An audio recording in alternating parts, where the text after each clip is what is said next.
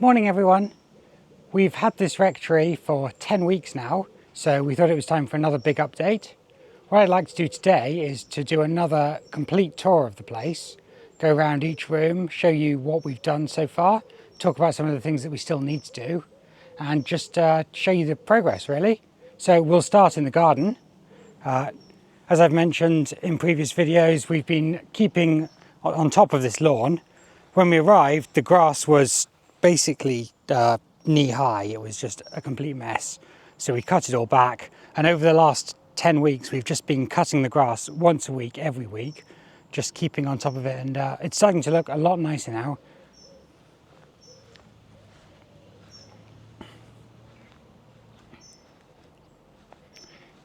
The other big job in the garden is down at the opposite end of the house.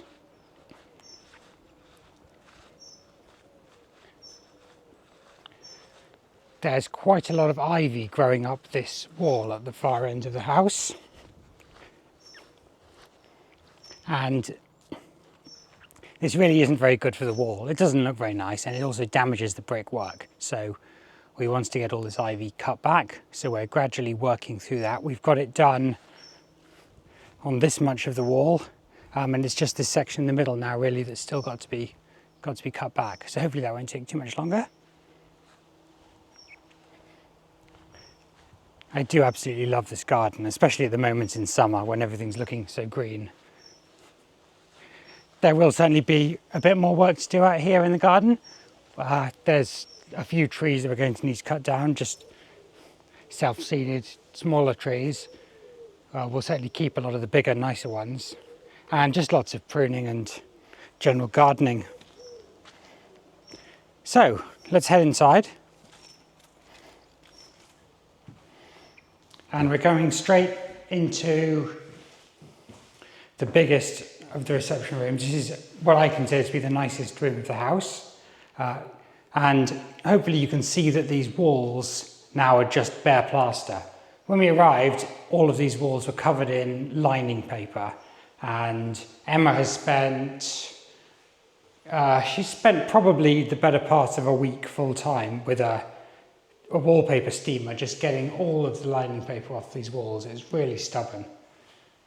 So yeah, they're back to plaster now, and we're going to have to get a plasterer in to kind of give us an assessment of the condition of this plaster, whether some of it can be saved, or whether it's going to have to be stripped off and replastered, or whether just some of it can be reskimmed. The other obvious thing that we've done in here is that we've stripped back this fireplace. So there was a painted brick fireplace here, which we just didn't like at all. So we've pulled all the bricks out and just taken this back to the more original shape of the fireplace. And here you can see where the mantelpiece was, and up here it looks like there's the outline of where there might be an older, larger fireplace. So we're probably going to put a log burning stove into this space. So we'll build something new here.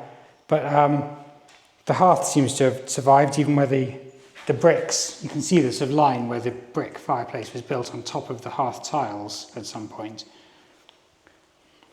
So it's really nice having that out. One particularly interesting thing about opening this fireplace was that when we did, the chimney at the top was just stuffed with a plastic bag full of newspaper. And when we took the newspaper out, this is what we found. So this newspaper is from September 1966, and if we just hover the camera over that for a minute, you can see some of what was going on in 1966. I won't bother to read it to you, but we can see the cost of colour film was cut, and a motorway was over budget. So not much changed there really.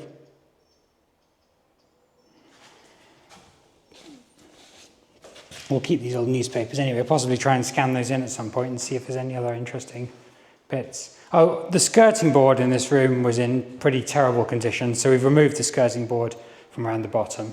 It's my hope that we can buy new skirting board and in a more traditional style and match it all the way around the house, because there seems to be just a mix of older and newer skirting board around the place. Some of it's in good condition, some of it's in terrible condition.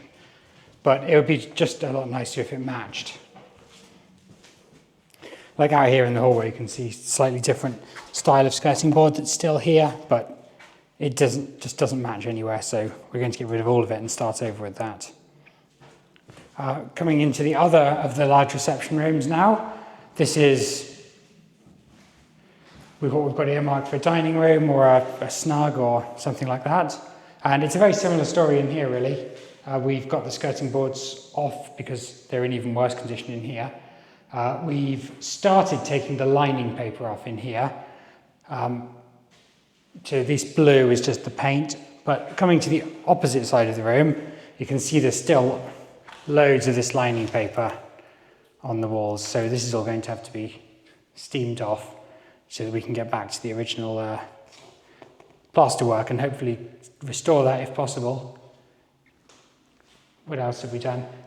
You'll see on the floor in every room of the house, I'll try not to be boring and mention it in every room, but the floor of every room is basically the same. It had a carpet or laminate wood flooring on the top, and then under that was this layer of chipboard, which is protecting the wooden floorboards underneath. So for now, what we're doing is we're taking up the carpet, but leaving down this chipboard covering just to protect the floorboards while we work, so that hopefully we don't do too much damage to those. Although, having said that, it's worth mentioning at this point that we've been talking about heating systems, and there's a good chance that we're going to go with underfloor heating throughout the house. So that certainly means that all the floorboards are going to have to come up. And they'll probably have to come up for rewiring anyway. So perhaps my aim of saving the floorboards isn't particularly useful, but we'll see what happens with that. For now, we're leaving down this board. For at least, if nothing else, it's a lot easier to clean as we go along and sweep than the floorboards would be. Oh, there's one particularly interesting thing in the first room that I just want to go back to that I forgot to mention. After we'd taken off the lining paper, on one wall just by the door in this corner, we found a signature, and it's always fun finding these when you're taking an old house apart. And that's signed, I think, G. Harris, and it's dated 46, which we're assuming is 1946. I doubt this has survived since 1846. So yeah, that's interesting to know when the last sort of major redecoration and replastering was done in this house. Nearly 80 years ago. So the next room, this was the kitchen of the first flat. And this room is in an absolute terrible state. We've taken the kitchen units off the walls, and the plaster behind is just in absolutely terrible condition. There's huge holes in it. It's awful. So this room, without doubt, is going to have to be replastered. We'll probably have to take this back to brick and just start again with it. But again, we're going to get a plasterer in just to assess everything and tell us what the best way is to proceed with that. Not much else to say about this room, really. It was a kitchen, and it won't be a kitchen again. This will probably just be, like a little office or the snug or a dining room, or again, some sort of small reception room. We don't know yet. But yeah, lots of work still on the walls in here to get that back into some kind of sensible state. And now, the downstairs hallway. We absolutely love this room because when we first arrived, there were walls here and here, sort of dividing this off into a stairwell, which was shared between the flats, and then a tiny corridor, which was just for this first flat. And we've been really looking forward to knocking that wall down. And so now it's done. Hopefully you guys watched the video where we did that. And we've opened this out into this lovely big hallway. So yeah, it's quite a lot of space now in the hallway. And it's just one of the big demolition jobs that I'm glad is done now. And then for this first flat at this end of the house, this is the final room. We're not going to go in here because this is one of the rooms where I stupidly started demolishing a wall that had asbestos in it. But just from a safe distance, we can show you this room. This was a bathroom, and we started stripping it out. We've taken out the shower or bathtub that was in here. And you can see there's a big hole in the wall where we started knocking through to the other end. But that room is going to have to just be closed and left until we can get a professional in to get that asbestos wall removed. Heading upstairs now.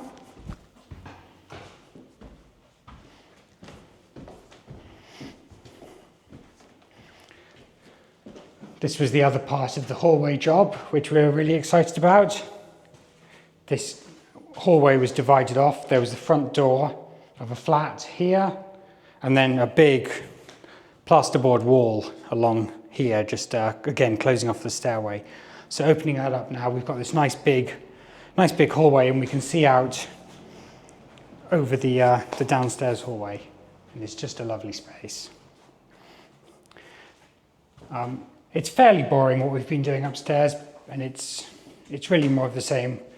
If we come through here, there's a bathroom, and in this bathroom we've taken out, I think it was a shower cubicle here and a basin. There's a toilet. We're just leaving the toilets because it's a pretty gross job, and we're just going to do that all at once a bit later on, just get all the toilets out in one day, and then probably throw away all our clothes when we're done with that. And on the other side of the corridor,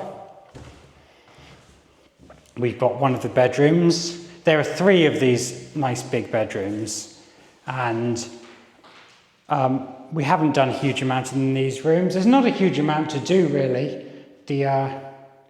We'd again like to get a plasterer to look at the walls, but they're not in terrible state, so I'm sort of hoping we can save the plaster work in here.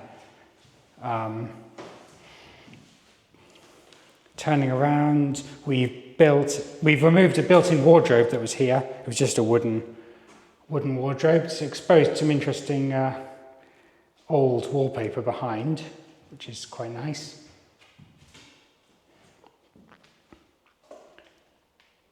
But unlike kitchens and bathrooms, these bedrooms are just rooms, so there's not really a vast amount to be done with them, at least not until it's time to pull the flooring up and do the underfloor heating or the wiring and things like that. So yeah, we won't be doing a huge amount with the bedrooms at the moment. It's mostly just a case of clearing rubbish out and getting them ready for what comes next.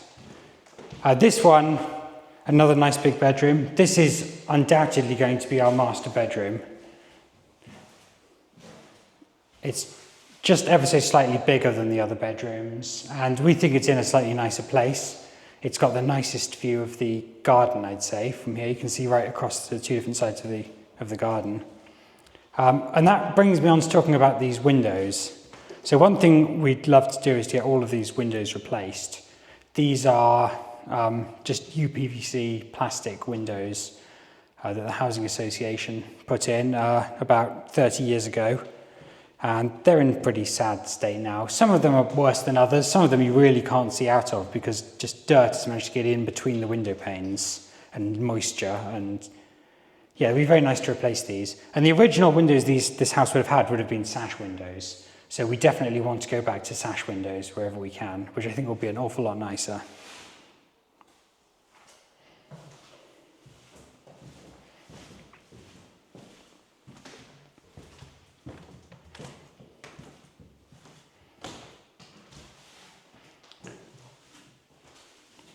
And then we've got one more small room here. This used to be, actually let me just show you this fireplace first. So a lot of the rooms upstairs, possibly every room upstairs has one of these fireplaces. They're all in the same style. And we haven't really given much thought to what we're going to do with those yet. They don't look too terrible, so perhaps we'll keep them or perhaps we'll change the style of them. Yeah, this was a kitchen. So we've taken out all the kitchen units in here. You may have seen the video of me ripping all that out. Again, this is a wall that's just in absolutely terrible condition underneath. So we'll need to get that replastered, at least partially.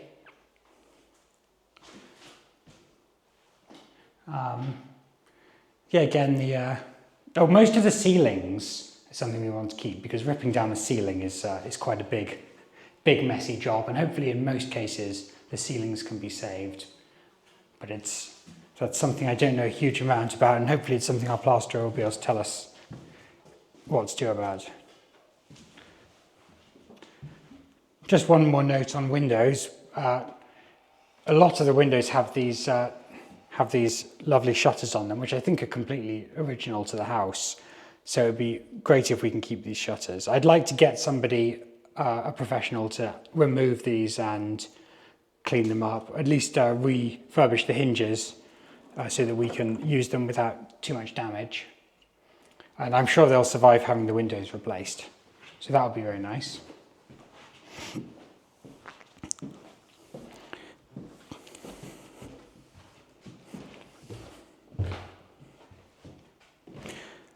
We discussed this staircase in quite some length in a previous video, but just to quickly mention, we quite like this staircase, so we'll either leave it as it is or we'll slightly reconfigure it. We still need to get this nasty blue carpet off it, but other than that, these stairs should be okay. And that's it for this half of the house. So let's go over to the other side.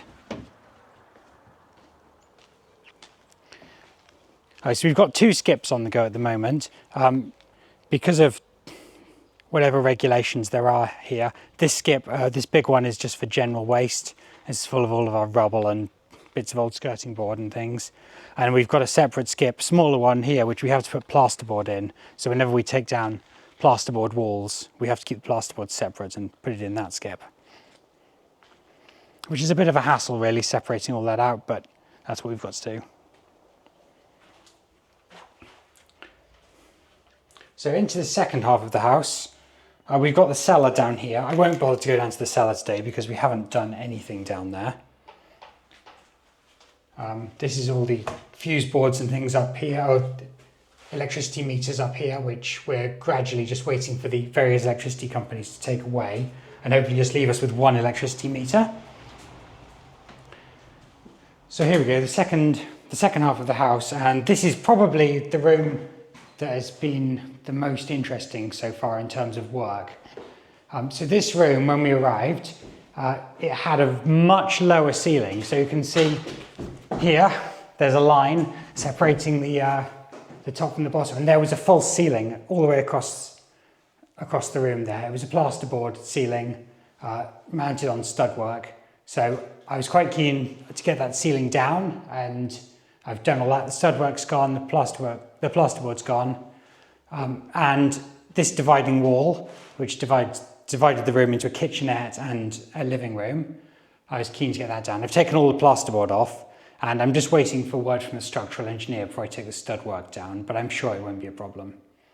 But what I found particularly interesting about this room is that it's an onion in a way. After we took down the first false ceiling and looked up, it turns out there's a second false ceiling in this room. So there's some chipboard mounted on a grid of batons on the ceiling.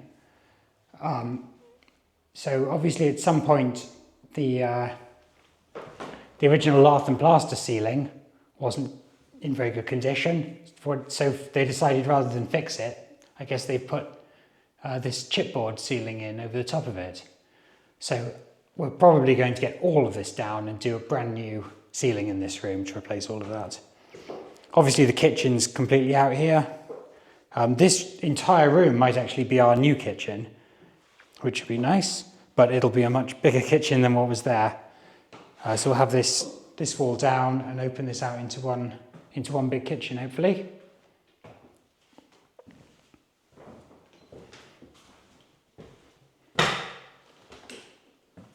What else do we have in this flat?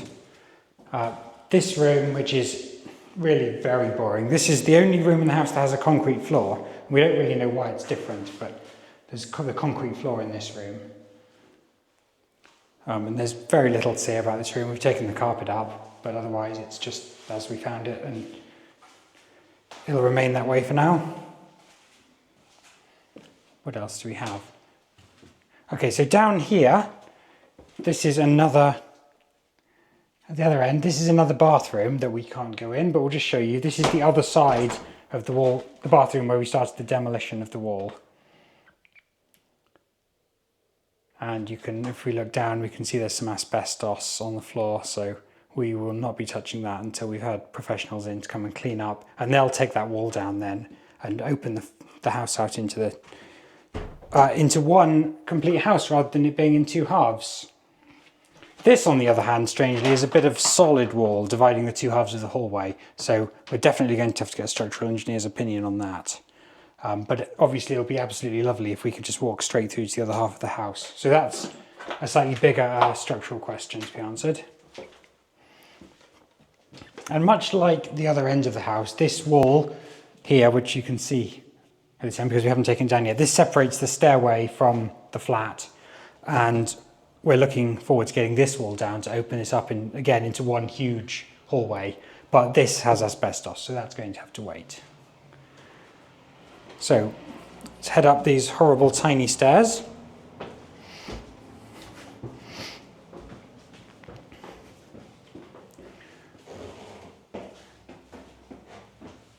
One thing in particular that I've been very busy doing in the last couple of days is getting rid of the trunking. So there's just a tiny bit of it left up here, this plastic trunking, but all of the hallways were absolutely covered in this stuff.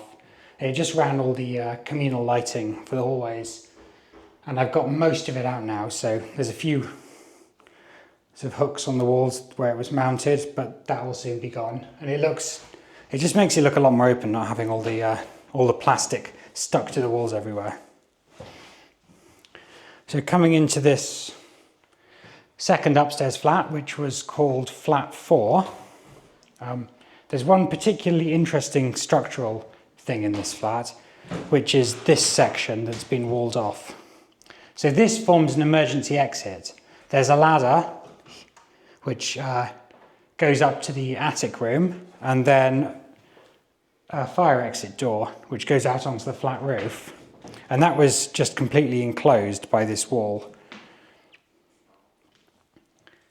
So one thing I've been doing again this week is getting this wall down. And again, before I actually pull out the studs, I'll get an opinion from a structural engineer, but I can't imagine that being a problem. So that will just make this room a little bit bigger and remove that rather unnecessary little enclosed space. And it's possible we'll have to do something different for a fire escape, but that's something to be designed with an architect at a slightly later date. We certainly don't want what's there now.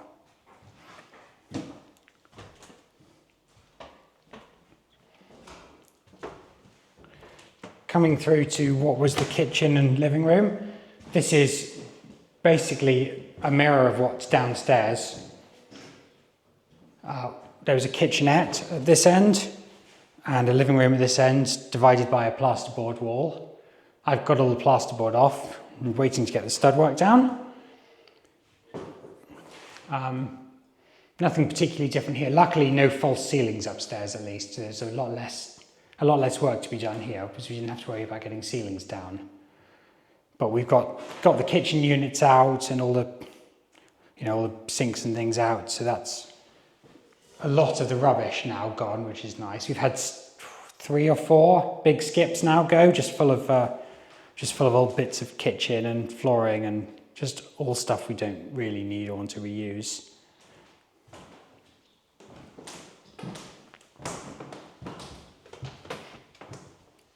And like all the flats here, we've got another bathroom. This one definitely had a bathtub in it, which is gone.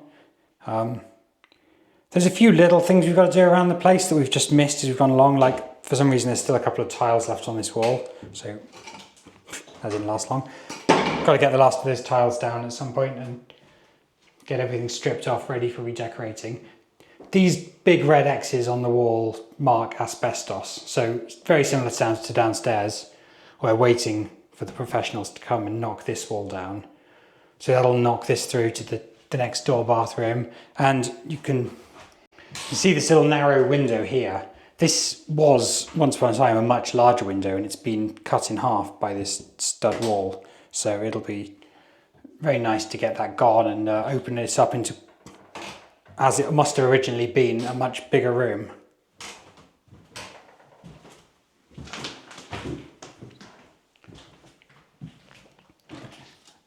In this hallway there was a cupboard here with a water tank in it, which is now gone.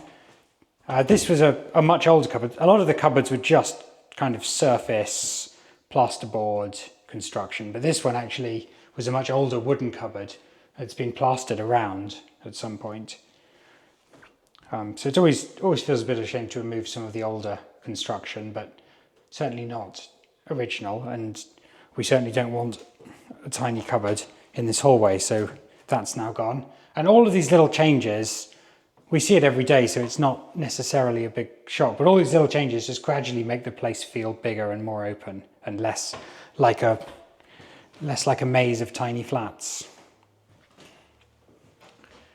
So that just leaves the top floor now.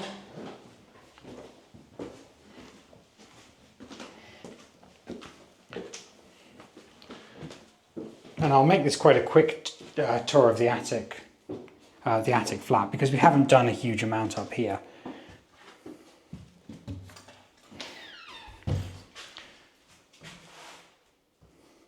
Really what we've done up here is just to strip the flooring off everywhere.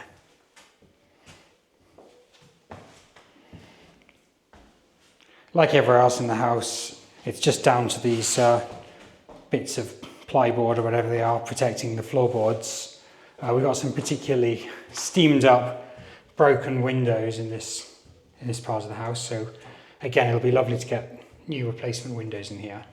That's certainly going to be one of the more expensive parts of this project, is getting all the windows must be 20 windows plus the French windows downstairs all replaced. So we're getting some quotes on that, but these very much need doing, unfortunately.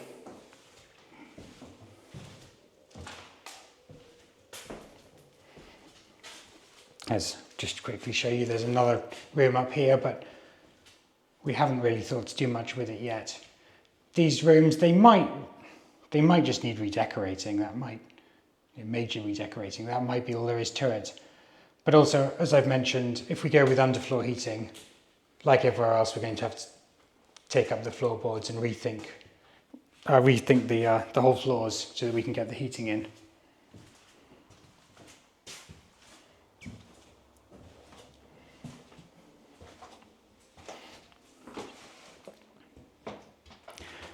And the reason we're talking about underfloor heating is that even though a lot of people would kind of think that a really old property like this isn't a good fit for a modern heat pump type system, we're hoping that by going with underfloor heating, it's something we can do to save energy and try and go renewable and things like that. And the other reason that I'm looking at that is because there's no access to gas here, and we've always had gas central heating before. So here really the only choice is oil, which I'm really not a big fan of. I think having a big oil tank is just messy, and I don't like the smell of it, and it just doesn't feel nice. So this is the top of the emergency exit that we talked about earlier. Not necessarily the safest way to get out in an emergency, but just for fun I'm going to head down that way now, and Emma, who is helpfully filming for me today, can meet me downstairs. I don't know if I've ever really been out this way before, so this is quite fun. And I will disappear through this wall. See you downstairs.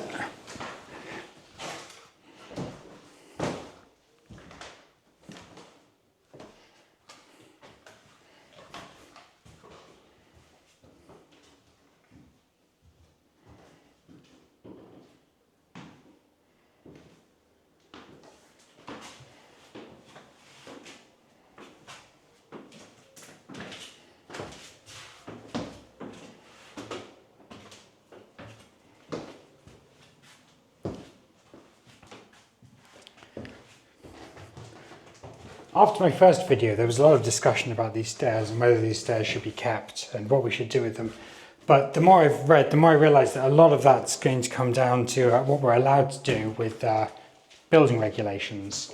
So because we're changing the use of this place from 6 flats to 1 house, it means that it's going to have to comply with current building regulations And that includes things like the steepness of steps and the number of staircases and all that sort of thing. So I think once we get an architect involved, we're going to get some very quick answers to what we can do and what we should do about things like that.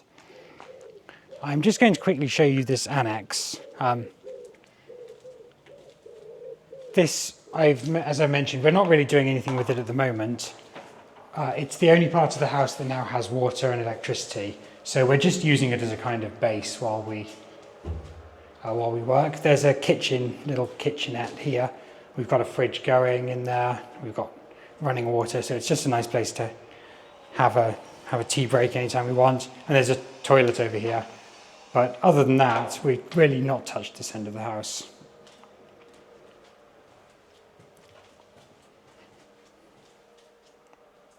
The bathroom will remain intact, just so that we've got a bathroom that we can use while we're working here.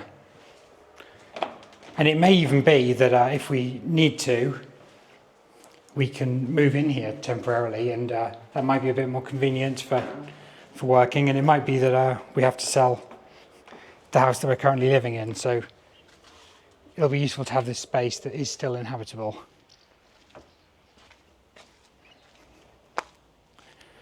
So we're just going to walk around now to the final bit of the house, which is the courtyard.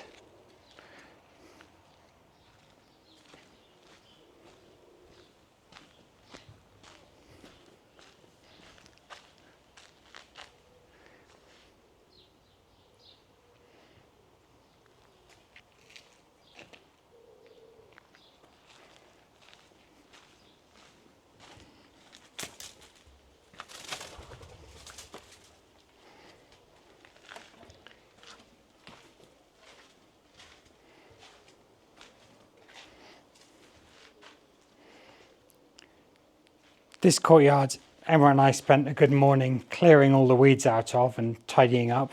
The weeds are doing their best to come back, but we should be able to stay on top of them and keep this nice.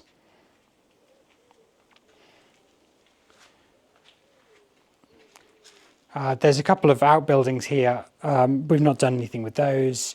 There's a boiler room here, which we won't touch until we've made a final decision about what we're doing with boilers and heating. But these will make a nice space for whatever we decide to do. And if we need, some kind of heating system, it can always live out here. And we've got some storage, which I will have showed you in a previous video. But I think that's it. I think I've tried to cover everything that we've got done.